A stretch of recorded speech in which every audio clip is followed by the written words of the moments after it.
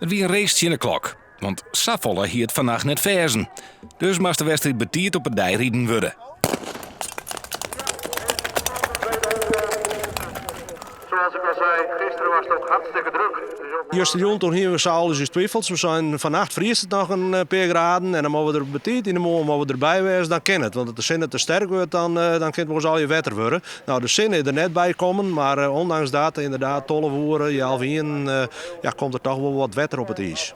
De opkomst wie net zo grut. 10 reetrieders melden haar bij de polder.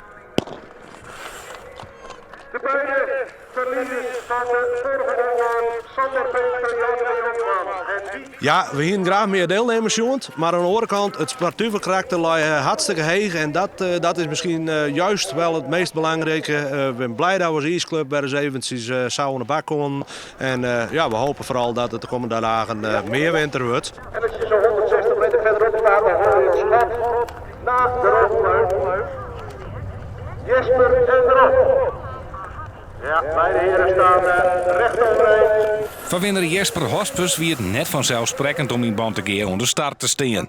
Ik was voor mezelf verrast dat ik meidie. Want juist natuurlijk en jij juist enkele sprint gewoon. Ging net zoals ik voel. En bij 4 net. En dan is het toch mooi dat ik wat kan doen wat ik zo mooi vind. En dat is korte baan rijden.